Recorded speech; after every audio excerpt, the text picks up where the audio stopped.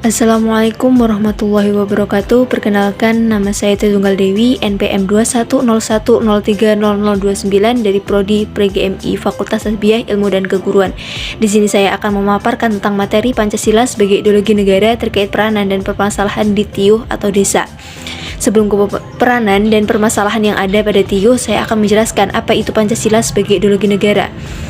Pancasila sebagai ideologi negara berarti Pancasila dijadikan ideologi sebagai pedoman oleh masyarakat Indonesia dalam menjalankan kehidupannya. Nilai-nilai yang terkandung dalam kelima asas Pancasila menjadi landasan masyarakat dalam bersosialisasi, kehidupan beragama, hak asasi manusia, dan bekerja sama.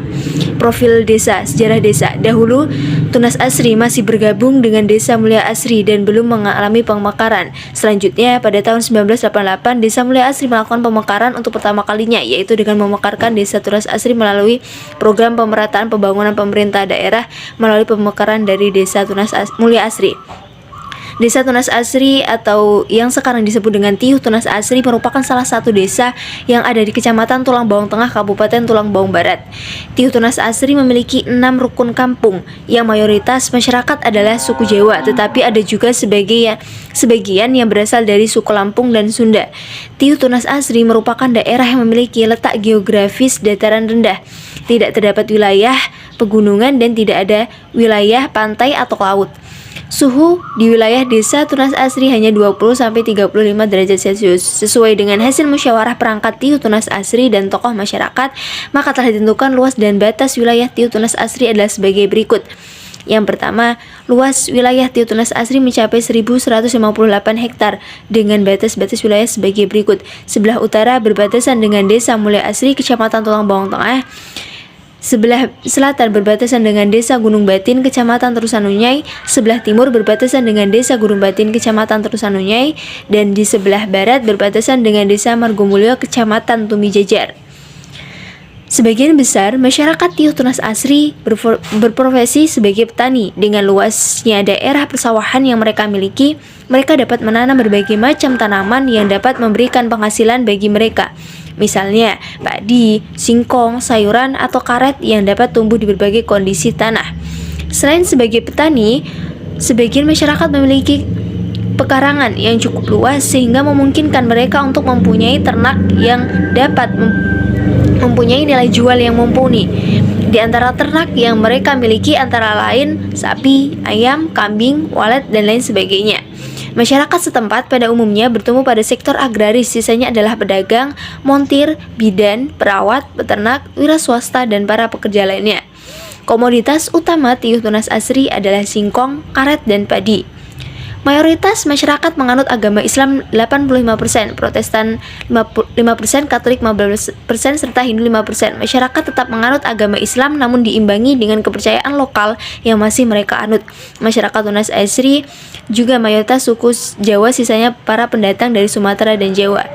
Untuk organisasi Tunas Asri ada Karang Taruna, Ibu PKK, LPM, Kader Posyandu, dan Gapoktan, gabungan kelompok tani. Sarana dan prasarana yang ada di Tiyuh Tunas Asri: yang pertama, sarana peribadatan, ada masjid atau musola, gereja. Sarana pendidikan yaitu 2 taman kanak-kanak dan 3 sekolah dasar. Sarana kesehatan yaitu puskesmas pembantu dan 3 posyandu.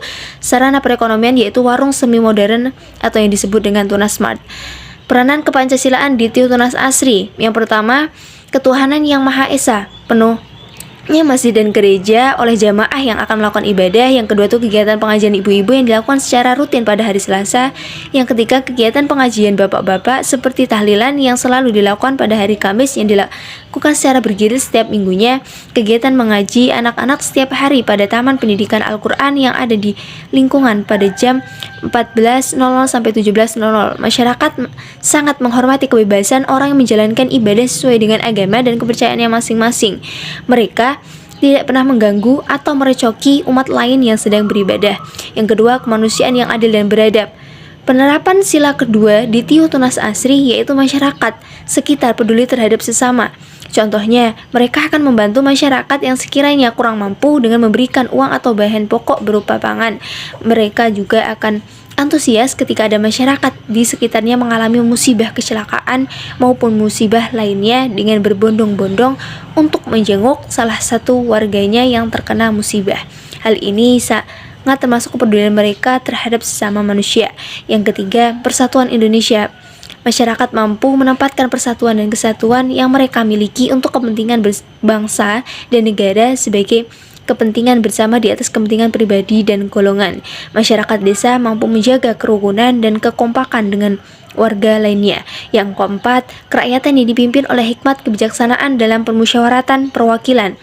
Dalam melakukan musyawarah di lingkungan sekitar, masyarakat mampu menghormati dan menjunjung tinggi dari setiap keputusan yang telah dibuat, sehingga hasil musyawarah yang telah dilakukan tersebut bisa dicapai. Pada sila ini juga masyarakat menerapkannya dengan melaksanakan pemilihan ketua RT maupun RW dengan cara musyawarah mufakat. Yang kelima, keadilan sosial bagi seluruh rakyat Indonesia. Dalam sila kelima, penerapan yang dilakukan di Tiuh Tunas Asri, yaitu masyarakat melakukan aksi gotong royong di lingkungan tempat tinggalnya. Dalam sebulan sekali, masyarakat akan melakukan kegiatan kerja bakti di makam, guna untuk tetap menjaga kebersihan di lingkungan sekitar makam. Mereka juga akan melakukan kegiatan gotong royong ketika ada tetangga atau warga di sekitar akan melakukan pembangunan rumah. Permasalahan kepancasilaan dan solusi yang dapat ditempuh. Yang pertama, ketuhanan yang Maha Esa. Pada permasalahan kepancasilaan di sila pertama ini, Tiuh Tunas Asri masih belum mengetahui dan memahami bahwa ibadah itu sangat penting bagi mereka. Mereka masih saja mementingkan dunianya tanpa ingat siapa Tuhan mereka. Mereka masih saja meninggalkan kewajiban mereka untuk melaksanakan sholat. Mereka lebih mementingkan pekerjaan mereka tanpa tahu siapa yang memberi mereka pekerjaan, siapa yang telah memberikan rezeki kepada mereka. Mereka seolah dungu akan lontaran azan yang berkumandang setiap harinya. Permasalahan kedua yaitu masyarakat desa masih banyak yang melakukan judi dan meminum minuman keras. Mereka selalu melakukan itu ketika ada acara dalam tiuh, baik hajatan maupun dalam kehidupan keseharian mereka.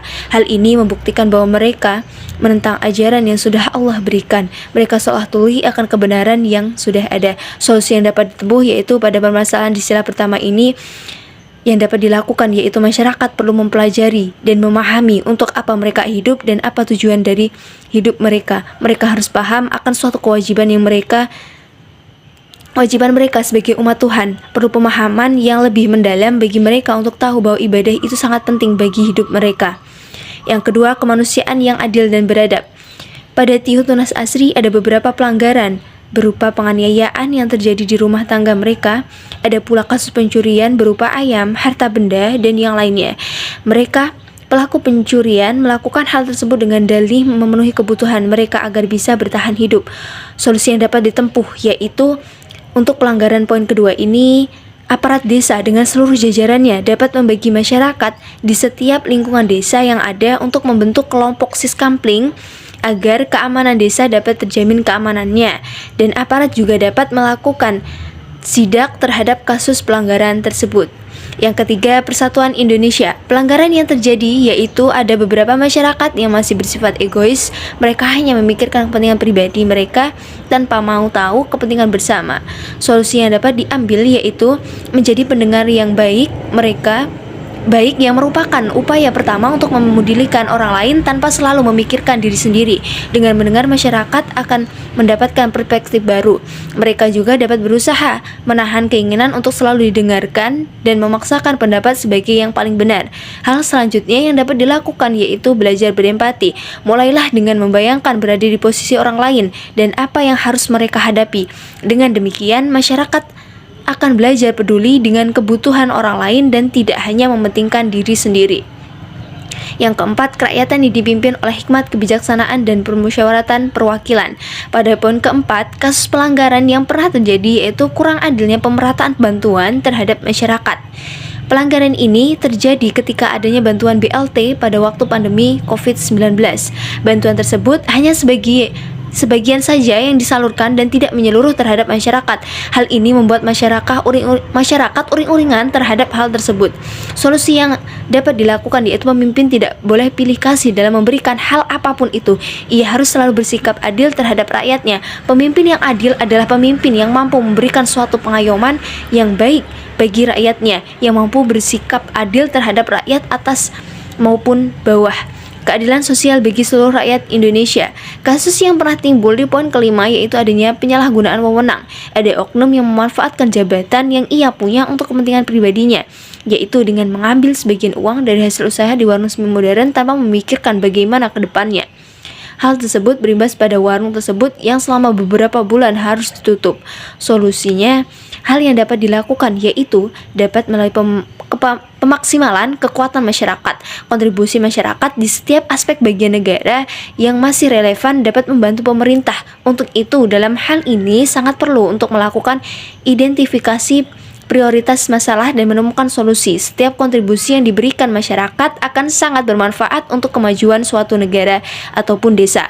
Meskipun hanya dapat dilakukan dalam skala kecil, misalnya saja dengan melakukan inisiatif pemantauan masyarakat dalam beberapa kasus berkontribusi pada deteksi korupsi, mengurangi kebocoran dana, meningkatkan kuantitas dan kualitas pelayanan publik. Hal ini yang dapat dilakukan yaitu dengan penurunan atau pencabutan wewenang bagi oknum tersebut. Pencabutan tersebut dilakukan agar mereka tahu apa yang mereka lakukan adalah salah dan tidak dapat ditolerir. Sekian presentasi atau pemaparan dari saya, kurang lebihnya saya mohon maaf. Saya akhiri, wassalamualaikum warahmatullahi wabarakatuh.